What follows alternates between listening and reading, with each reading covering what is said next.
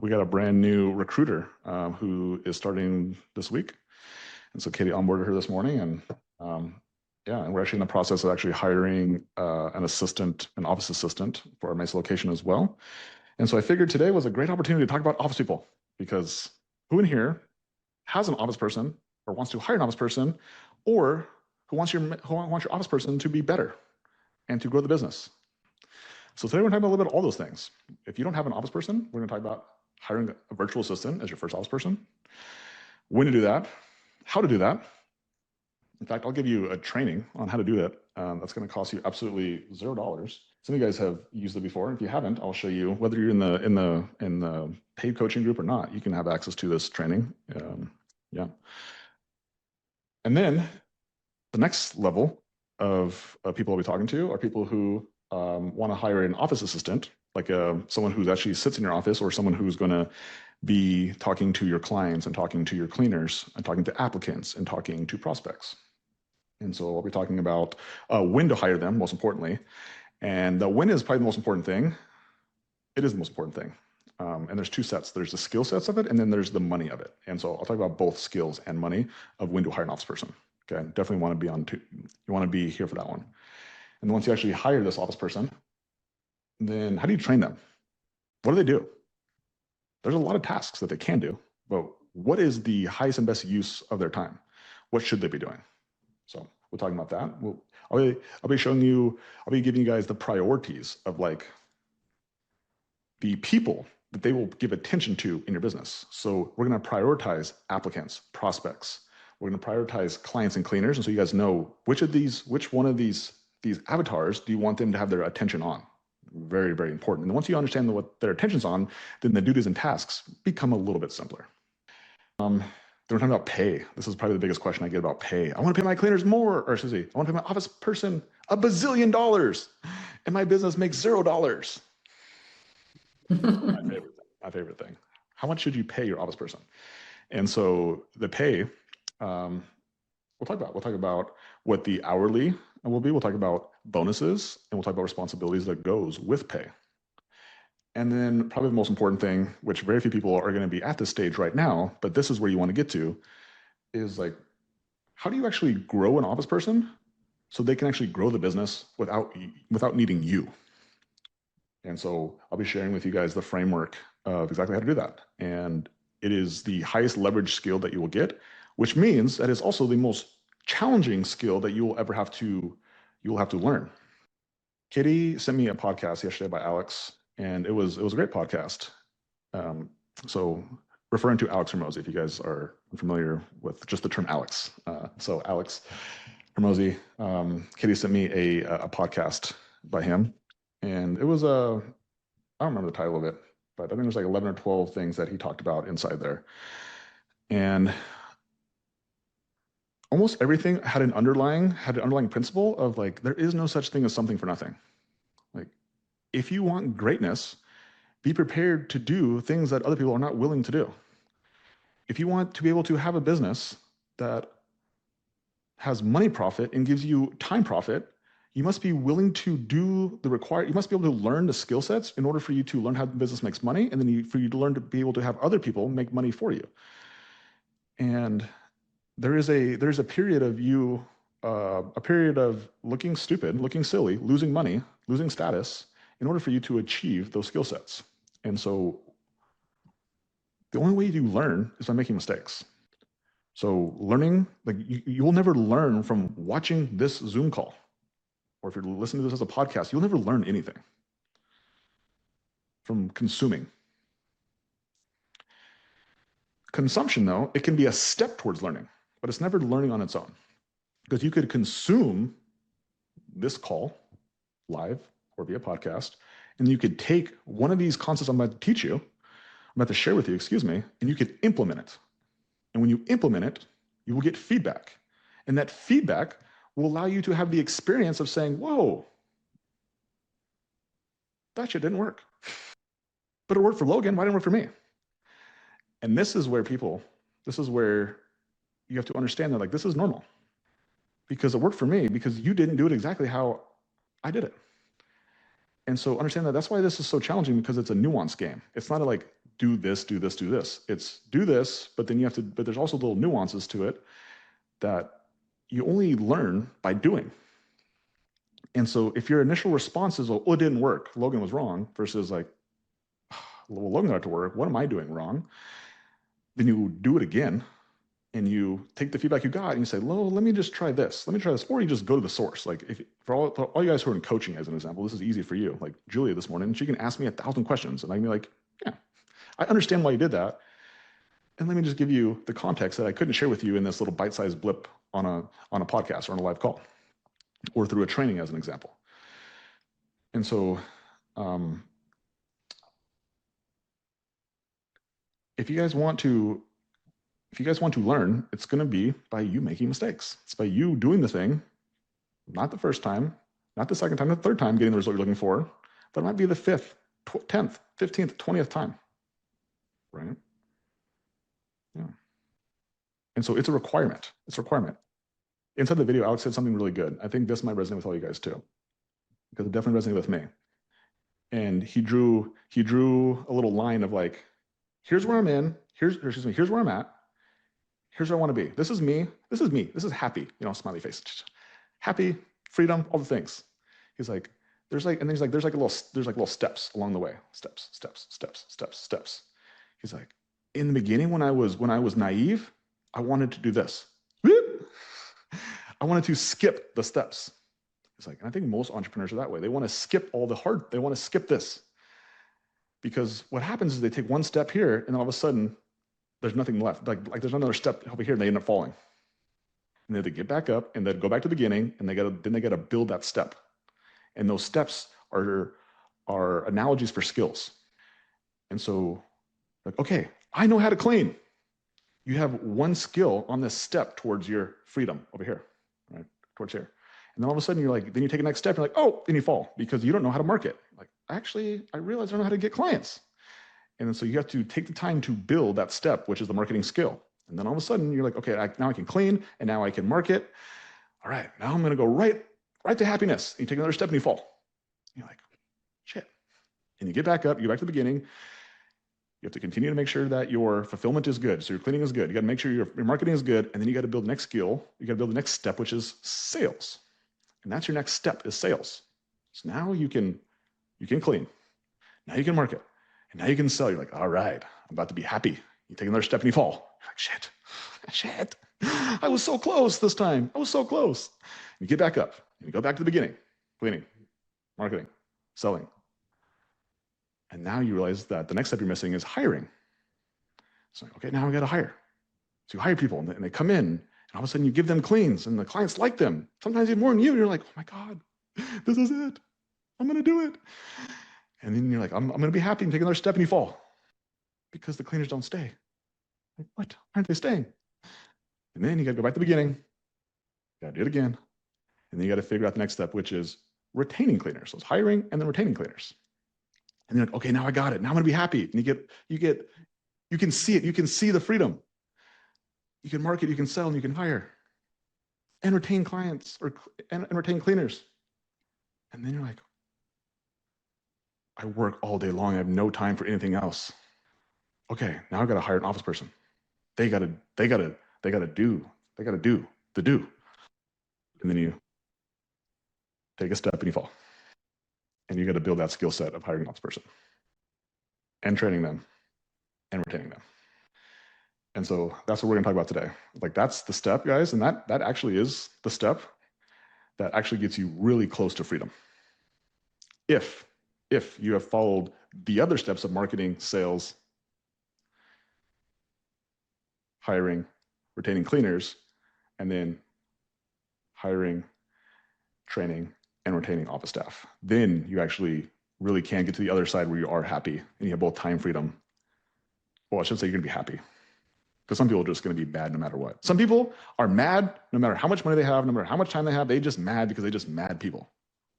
That's a you problem. Also, some people are happy. Well, they got no money. They got no time freedom. They happy.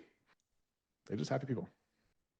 Alex has such another good quote. Didn't come from this video, but he's like, have you ever been in a bad mood for no reason? you can be in a good mood for no reason to. I told that to my 6-year-old Lainey, my 6-year-old daughter Lainey, and she constantly says that now. It's just like one of those little catchy things that I was like, "Ooh, that's a good thing to teach," but it's also a good thing for her to remind me as well, and it's just like fun. Nah, I'm in a good mood, guys. No reason at all, just good mood. And so, but when you have those skill sets, when you have those steps from here to over here, you at least have the options of both time and money. And that is all I can provide you. I can't provide whether you're gonna be happy or not with it. I can't provide whether you're going to be grateful for it, but I can at least give you the option. And so let's talk a little bit about this. So Katie, what is like the first step in this equation is when, right? And this is probably the biggest question that we get is like, when do I hire an ops person? When it financially makes sense. Yeah. So there's actually 2 steps of this. One of them is finances. There's actually one before that. And so Katie, what is the one before that? What is the thing that's probably even more, I would say it's more important than the finances, because the finances is important. But what is the you're going to be teaching this person how to grow the business. So you first must be able to grow the business if you're going to teach somebody else how to grow the business. Yeah. And this is where most people want to skip this step. So again, these steps, guys, like, yes, I understand. Trust me, I've done it. I've done it this way, exactly the way I taught it to you. I'm here, want to be here. I want to do this. Beep. Who here wants to do this? Who wants to just jump? You know what? I just want to jump these steps instead of building them methodically and falling down every step. I just want to jump over, guys. Like, I get it, but if you just believe that this is the expectation, it is more in line with reality than this idea of jumping. The idea of jumping, as far as I'm concerned, it's never like I've never done it. Okay, have you ever skipped steps? Have you ever skipped steps? I've tried. Tried. I've fallen a lot.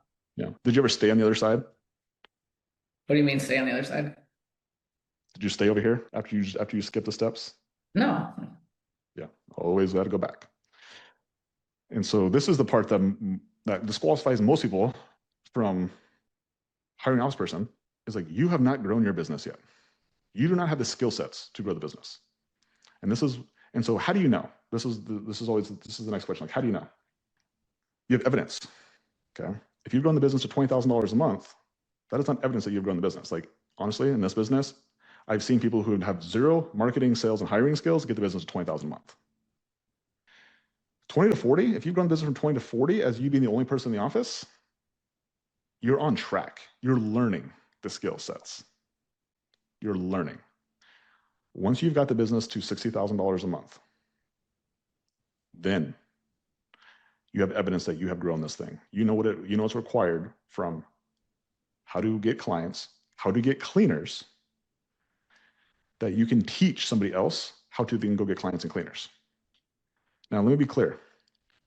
This is a office assistant. This is somebody who is going to be local. This is going to be somebody who you're going to pay a North American wage. Let's put it that way. Okay.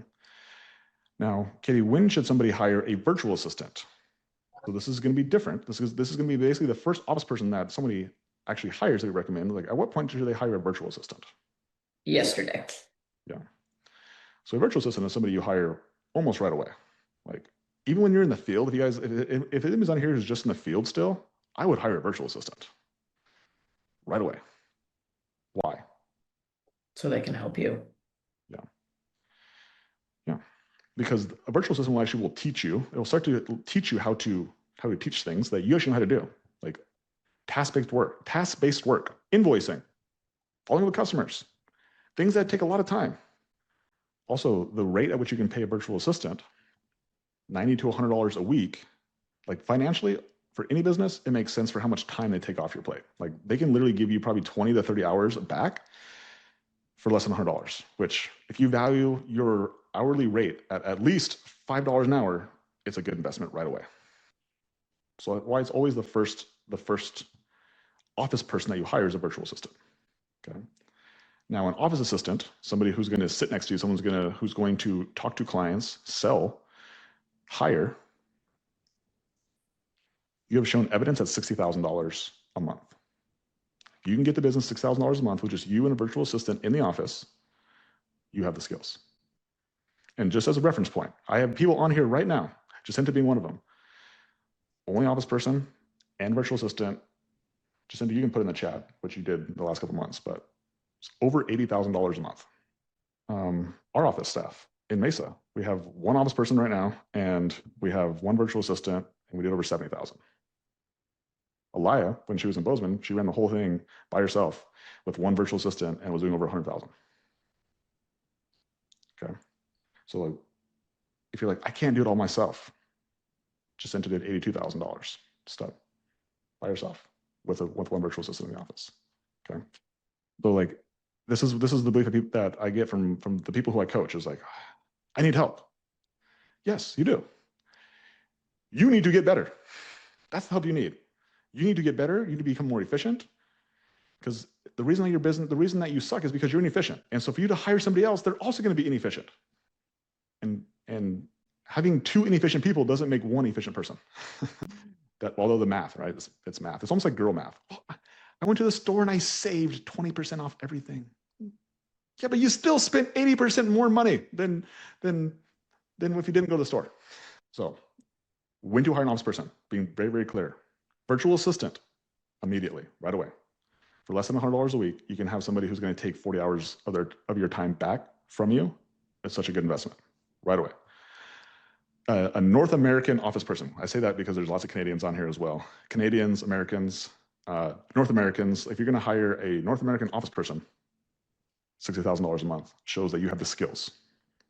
Now, as Katie said earlier, it's not the only requirement, but it's the first requirement. So Katie, let's talk about the second requirement, which is financially. Why? Why is it important to also financially responsibly hire an office person? Sorry, I was answering Dimitri's question. Will you ask me the question one more time? Yeah. Why is it important to financially be financially responsible when hiring an office person? Like, why is that important? Yeah, good question. So you can actually sleep well at night to be able to afford them and also fall on your face trying to teach them. But financially, you have a nest egg there to buy some time if needed if you suck at teaching this person. Yeah. You're going to make mistakes.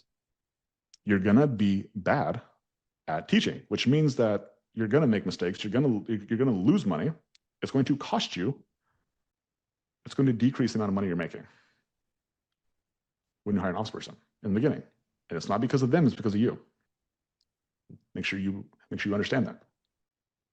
Because you make sure that you're financially in a situation where you can absorb it without the business going negative, without your family not getting their rent paid or groceries taken care of. Like, sometimes very simple things. Or simply getting paid still, despite having an office person, more than that office person. You, the owner, are taking the biggest risk. Therefore, you, the owner, should also get the biggest paycheck. Yeah. This is the part right here that this is where where I've seen a lot of people try to be the saviors. They're like, well, I want them to get paid even though I'll make no money. And there's a time and a place for that. It's just not when hiring an office person. It's not. The point of the business is to take care of you. And so it's the idea of putting the oxygen mask on the plane. Like, every single plane ride everyone's ever got on, they talk about how you put the oxygen mask on your first before you put it on a child. And it's analogous to, like, learn the skill first and then teach somebody else how to do it. Okay? Because if you are unconscious, then you can't help the person who's incompetent to put the mask on. And so, like, you're going to, like, do you think an incompetent person is going to learn the skill of sales or learn the skills of hiring from somebody who is passed out, basically passed out from lack of skill sets? Like, that's the analogy. This is why so many people fail at scaling a business, at replacing themselves, is because they just get the sequence wrong. A lot of businesses just sequence. Like, most people, inevitably, most people understand that there's these pieces that need to get done. They just don't understand the sequence and what it takes, and sometimes what's required and how long each sequence takes. And so financially, now this took us a long time to get to, understanding this framework. So if you guys are paying attention, if you're not paying attention, now's time to pay attention. It's like, this is like some writer downer shit. Okay. So the only people we've actually ever shared this with are people who came out to group deck in a day. We just had our last one 2 weeks ago. We had our first one about 2 months ago, and we're gonna do a third one. We're gonna do one more before the end of the year. It'll be either October or November. We haven't figured the date out yet. But and so this has been very helpful to have clarity on exactly what it looks like to be financially responsible in order for you to actually make the investment in hiring an ops person. And so the first thing, the highest priority is to have your business checking account, making sure that you have a reserve number in there. And make sure that your bank account never goes below that number. The second priority is your personal checking. Although this is the business, like you're the person who's running the business. And so taking care of yourself is very important.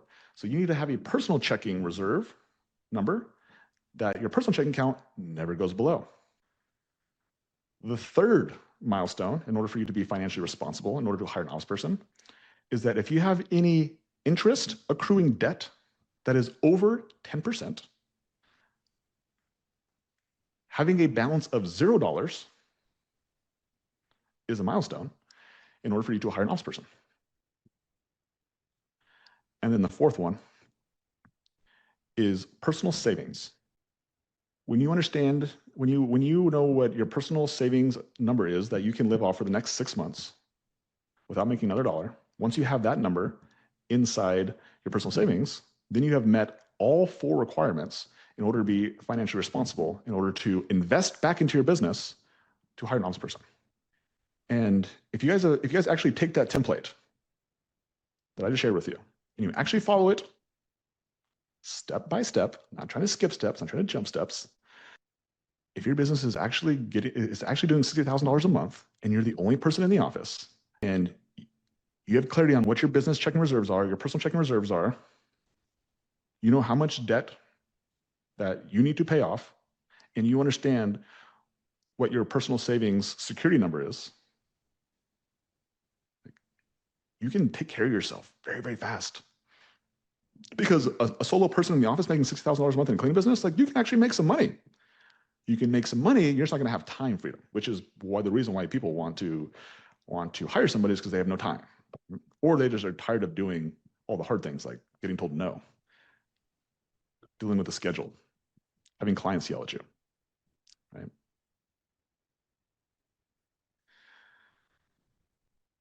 And so if you have the skill to grow the business, so you've got the business to 60,000 and you have met all 4 of those financial requirements, then you have the 2 thumbs up to hire an ops person. And if you do that responsibly, the probability of you doing the rest of the steps and being able to to sit in the rest of the steps for a longer period of time, it increases because it does take time. Like I said in the very beginning, it is the highest leverage skill to be able to operate a business that makes money without the owner operating it. And so if it is the most desirable skill, it takes you doing the most undesirable work in order for that to become a possibility. Like, for reference point, it took me years in that phase to be able to understand that. Years. It's very hard. It's very challenging. Okay.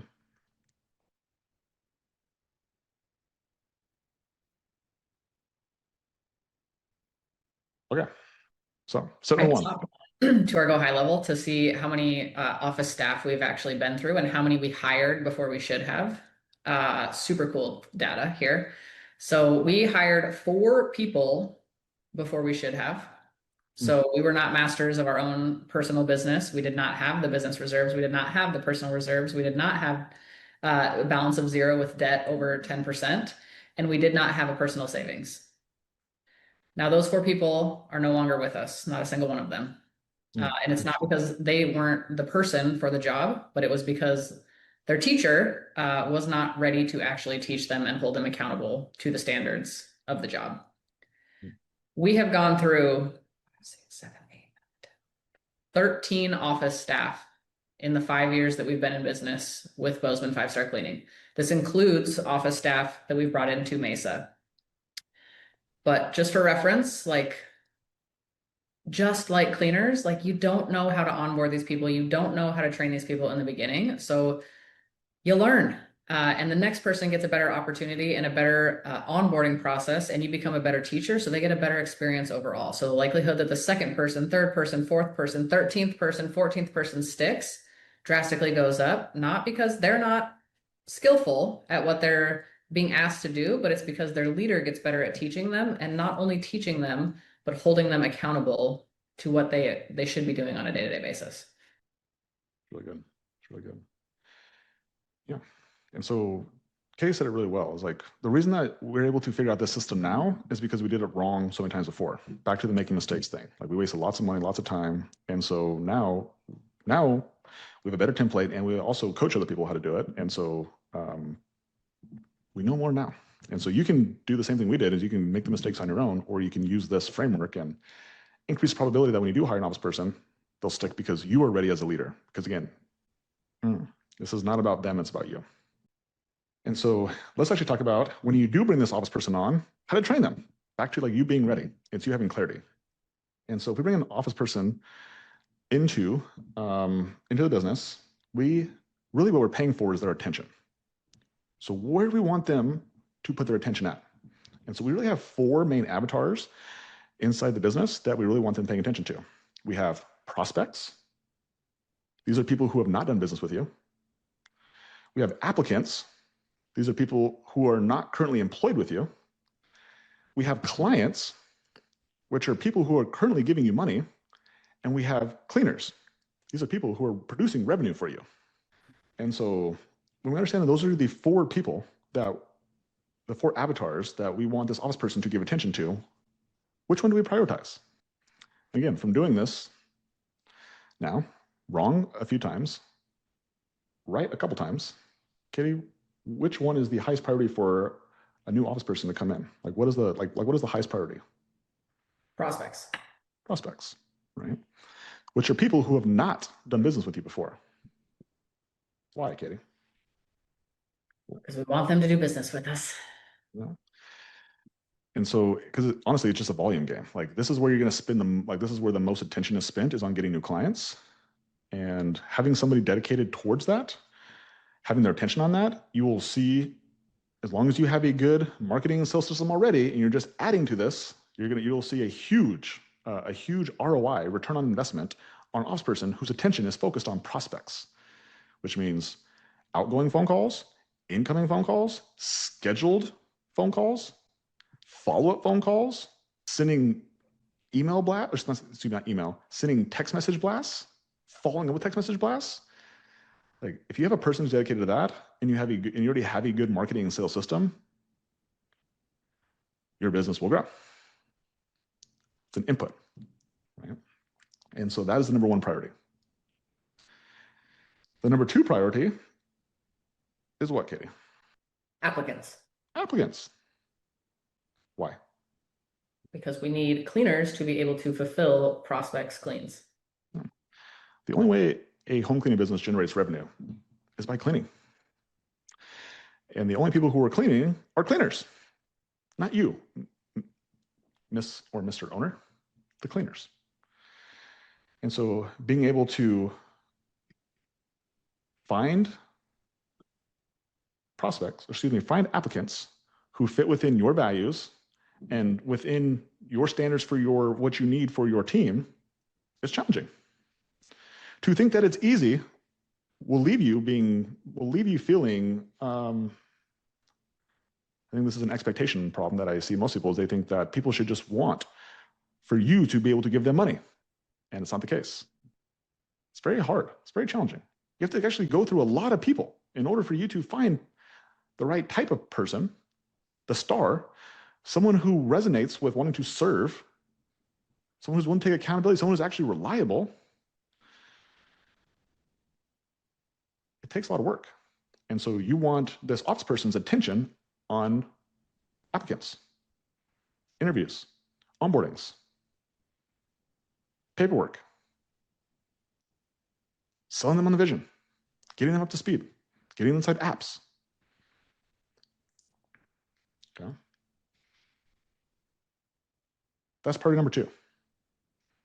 Priority number 3, Katie. What's priority number 3? Clients. Clients. Yeah. So then the third priority is actually going to be clients. And really what we're going to have this brand new ops person do is learn how to handle client complaints. A lot of problems, right? But then eventually we want them to convert clients into recurring. Maybe we just have occasional clients who want to turn them into recurring. That's a good use of this office person. Go call the list of occasional clients and turn them into recurring clients, or just get them another clean. Or you want to go call the list of canceled clients and see if we can turn them back into recurring clients again. Or maybe even better, send them a text message. Send them a really crafty text message that you use from the framework inside the intro marketing training, and like go follow with all these canceled recurring clients and see if you can make them a client again. That is a good use of this person's time as well. And then lastly, Katie? Cleaners. Right? And so at this point, then they'll be helping cleaners throughout the day. They have problems, gate codes, clients not home, needing more time, right? This ops person will do that as the fourth priority. So if you just understand that when this ops person comes in, what their highest priority is,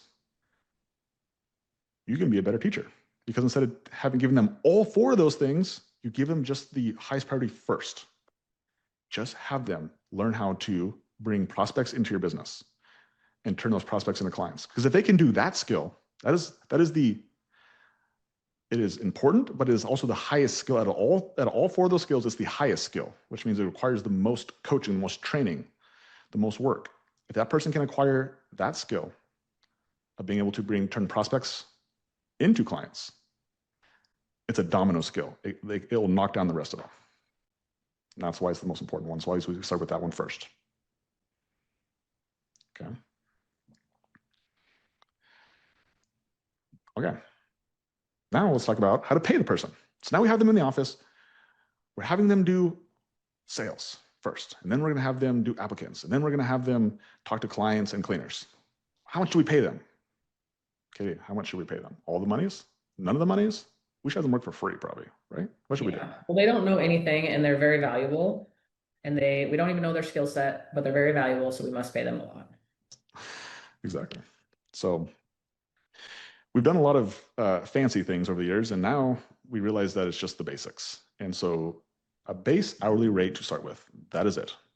Base hourly rate. Now, your market is going to be dependent on what this base hourly rate is, but in most markets, somewhere between $17, $18, $19 an hour, maybe $20 an hour at the top is where you'll start this person. Again, I'm giving you a range because every market is a little bit different. But this is the rate they're going to start with, and you want to set the expectation of what Katie just said. Is like, you are valuable, but you're not at the same time. Like, this role is valuable, you are just not valuable yet in this role. That is important. That's a writer downer, you guys. The role is important. You in this role, you are not valuable yet. In order for you to be here, to stay in this role, you must become valuable. And when you become valuable, then you get paid more.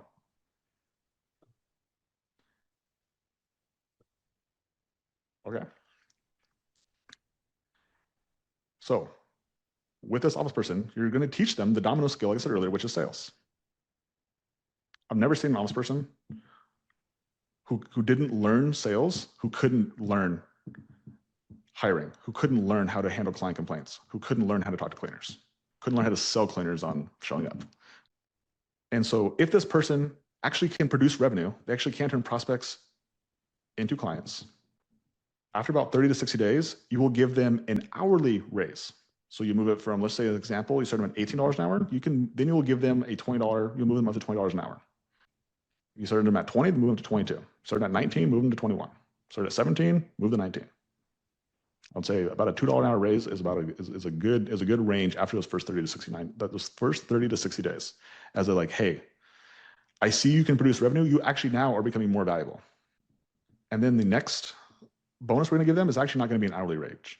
It's not going to be an hourly raise.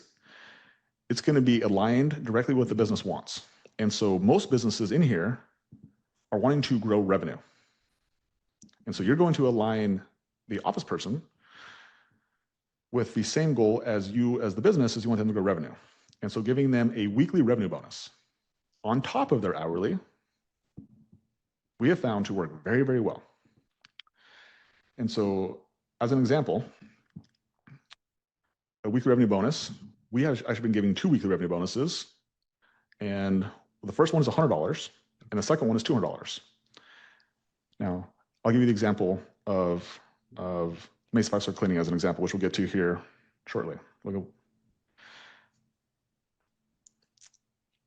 Over the last 6 weeks, Mesa 5-star cleaning has averaged $15,000 a week in revenue. We took all 6 weeks with weekly revenues where we added them up and divided by 6, turned to be around 15,000. And so when I came up with the weekly revenue bonus for the month of August, which was last month, by the way, I said, I want it to be more than what we've already been doing. Like, you're gonna get a bonus for doing more, not for doing the same. So if we hit 16,000, you'll get a $100 bonus per week. If we hit 18,000, you'll get a $200 bonus. So the second goal is more of a stretch goal. This would be really nice to have. We ended up hitting that $18,000 goal, I think, 1 week. And so that's an example of how we use revenue bonuses. Okay, so just take what you're already doing and then make the bonus more. Don't make it the same. Don't create entitlement. Create empowerment by saying you get a bonus for doing more. And that's it. That's how you pay an ops person. Like, there's no more than that. And you just continue to reset those goals as the business grows, and just continue to set the expectation. Here's back to importance and expectations is make the expectation known that this revenue bonus will grow every single month. It's not going to stay the same. You're not going to get a bonus for continuing to do the same amount of revenue. You'll get a bonus for growing the revenue. Okay. Which is very important as we move into the very last step of this, which is like, how do you grow your office person into somebody who's able to grow the business without you? And it's aligned with your pay.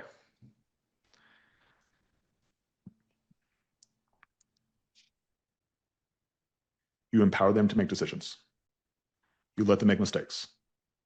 You let them not hit the goal. And then you ask them, why? You continue to ask questions and figure out where they need support at, where they need help with. And make sure that they realize that this is on them. You're there to support them. You're okay if they make mistakes. And you become their coach. And so there's going to be this place where when it's just you and one office person, you're going to be a working coach. It means you're going to be working next to them. You and them working. And then eventually you're going to hire your second office person. And this is where we jump. This is where we actually we build all the steps to get to the other side, where we have like time money and, or not time money. We have time freedom and money freedom when you have 2 office people. And your job really does just become coaching those 2 office people on bringing in new clients, bringing on new cleaners. And how do we bring on new clients and cleaners? We talk to lots of prospects and lots of applicants. And so, again, this is where this is nuanced, but like, you become a working coach, and then eventually you'll just become a coach. And it's you letting go of the doing of the work that's going to allow your business to actually grow. But it's not going to grow linearly. It might go backwards. As you stop doing, because you're hopefully a good doer, if you got the business at 60K, you got skills, good job. But if you want the skill set of being able to have the business grow without you, you actually got to stop doing. You have to give up the control seat. You have to let other people make mistakes. And you have to be patient. And you have to make sure that you have security. It means that if you can make less money, it's okay, because you have your reserves for your business, for your checking. You have no debt that you need to pay off. Your personal savings, you have 6 months of reserves in there. Like, it's okay if you don't make as much money this month, right? See it? You guys understand how this is all going back to the beginning.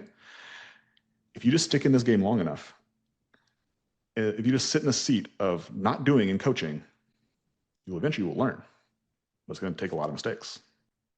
One of the coolest things that I heard about, it was actually from Layla, and she talked about hiring people and why she likes to delegate so much, and how she's so successful at it. And she said something that it resonated so much with me. She talked about, in the beginning, like when you're learning skills or you start to lift weights and you just like get little PR after little PR after little PR, and you're like, yeah, like I'm crushing it. Holy crap, my business is doing $60,000 a month. I don't even know how this happened, but like I've developed a lot of skills that I have today that I didn't have a year and a half ago when we were at 0. Like, those gains she's like, I love seeing in other people. And when I can empower them to be able to do what I do and I can watch them have PR after PR after PR, she's like, that is true fulfillment. It's not me personally continuing to stack skills in the doing. Now it's me stacking skills in teaching somebody else, but the fulfillment comes from when that person goes from 0 skills to all of the skills required to operate $1 million business. So when we can reframe, like when we go from the doing seat and we're doing it all day, every day, and we sit next to somebody who has 0 skills in what we're doing, we're going to instantly get frustrated because we have been doing it for so long. We're very efficient at it. Like, why are they not moving faster? Why don't they get it? Well, it's because they haven't done it for the last year and a half like you have. So if we can just accept the fact that they are new, that they don't have skills, and we can set the expectation of how can I teach them skills faster than the way that I learned these skills, we can get them up to speed faster. But it takes them making mistakes. It takes them making the decisions on behalf of the business that may not come with that right outcome that you would have made the same decision. But it's about empowering them that regardless of the outcome of the decision, like we're going to work with the decision filter making process. We're going to teach you that skill set so you can confidently make these decisions in the future on behalf of the business. So it's literally just like a frame shift from the gap to like, you're so freaking far behind me. Like, let's go to like, holy cow, even since last week, you've put 3 new duties on your task list and you're actually doing them every single day. Way to go. You ready to add more? That right there, that's leadership. It's seeing the gain rather than the gap. And most people are gap thinkers. And so they put their gap thinking onto their office staff and they wonder why they can't get people to stick. It's because they're not getting reinforced for any sort of skill acquisition, any sort of progress that they're making. They just have an unreasonable expectation that I got to be as good as you. And to think that anybody's going to be as good as you or care as much as you, it'll be very frustrating for you and them as well. Very frustrating. Yeah. It's all going to circle back to the culture that you create. So another amazing quote that I heard on culture was, culture is a curated set of obsessively repeating behaviors that reinforce performance. So it's not the one time that I sat down and I taught this person, but it's every single day highlighting them for the progress that they made and the inputs that they did that are required to make the needle move forward. And this is why the end of the day reports are so freaking important. Like, little do you guys know, but every single day after we get the end of day reports, I highlight every single person individually on our team for something on their end of day report. And it's these little consistent items that move the needle forward bigger than any. I asked Logan this weekend, I'm like, can't we just have a quarterly meetup? Like, I just want to see everybody. And he's like, no, like one meet is not like, that's not what they need. They need the daily consistent reminders of how good they are and where we're going. So it's cool. Culture is a curated set of obsessively repeated behaviors that reinforce performance. So what that comes down to is mechanically delivering a daily thing based around your standards and values, whether that's a call, a message, video, something, some way you highlight them for their actions taken that day. Yeah, I think what you said right there is really like there was like maybe didn't everybody catch it, but if you didn't catch it, like the only way you're able to have the business give you time freedom and money freedom is that you still work in the business. It's just like, what do you work on? You still maybe work 30, 40 hours a week, but like what you do is what you work on just changes. So it's not like you get to like go take a nap. It's just like the work that you do changes. And like what Katie's talking about now is like your communication cadences, they become important. And while they might not be as high as when you were actually in the office with clients and cleaners, like that's a lot. You're just talking to 1 or 2 people in your office, like in a day reports and just highlighting them like in that consistency, like that's a huge leverage point, and it takes a little amount of time. But when you do it every single day, it compounds. Alex said this on that podcast, and I thought it was just so good too. Consistency is only impressive at the end. So it's like nobody rewards consistency while it's happening, but at the end, when they see the result, they're like, wow, crazy, right? And so I thought that was actually a really good frame to think about it. from it as well is like, it's just consistency, guys. So your leadership, like leadership, being able to coach other people, it's consistently doing the inputs, not doing this like quarterly meetup or just doing a party, or like everyone wants to do just this one thing. I want to just have this really tough workout. I want to crash diet for just a week. I want to do this really crazy thing. How about you just do a normal thing every freaking day? It's boring. I don't want to do that. That's hard. Yeah, okay. That's what it takes. So expectations. Cool. All right, guys. Yeah, we're gonna zoom through this Mesa. Actually, we're not gonna zoom through the whole thing. I actually want to just show you guys the very top of this, and then there's a couple things that I want to go over before we get off here today on this Labor Day, laboring. Okay, so what is this? I'm just gonna show the top here. So week number 77. Week number 77, we finished 68,600 the month of August. So I think it was roughly what we did last month. But look at this last 30 days revenue. So we did $78,000 last 30 days. So this is exciting. This next 30 days revenue, 65,000. So I said that if we could get to 62, I think that gives us a realistic chance in order for this business to actually get to 83K in a calendar month. And so we're set up to potentially do that for the month of September. So I think we're going to make a big run at it. We're going to get on our vision meeting tomorrow that we're going to do. We're going to see if we can take a big run and trying to get this business to 83K this month. Weekly revenue 15,000, and then again we finished with 68,000. So yeah, I think I'm just going to share the top of these numbers right now. This is the projected going into September. And again, one of the coolest parts is that like Katie and I have had office people in this business since August of last year. So this has been a year that this business has had office people in it. And so it would have grown faster if Katie and I were doing the do. Like very clear. It would have grown faster. Because we're better. If we had the intention, we could grow the business faster. However, that was never the goal. The goal was to be able to do this while also doing Bozeman, while also starting more locations, while also being able to coach you guys. And the only way we can do that is if we have the second skill, which is to teach office people how to hire clients and cleaners. How do we grow office people so they can go to locations without Katie and I doing this?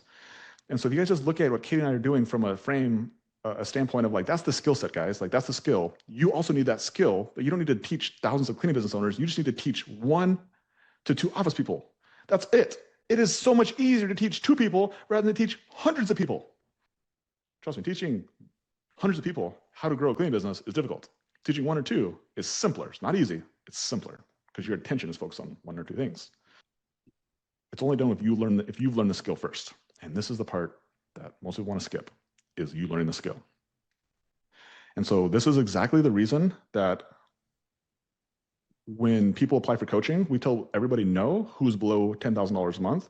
And now we actually have raised that to $15,000 a month, is because Katie and I are really only, like our coaching program is only good for people when they're in the office, not when they're cleaning.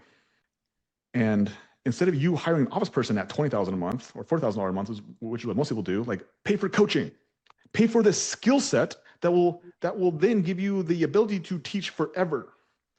Most people would say, I want to hire a person because I don't want to do it. I don't want to learn sales. I don't want to learn marketing. I don't want to learn these skills, these steps. I just want to skip it.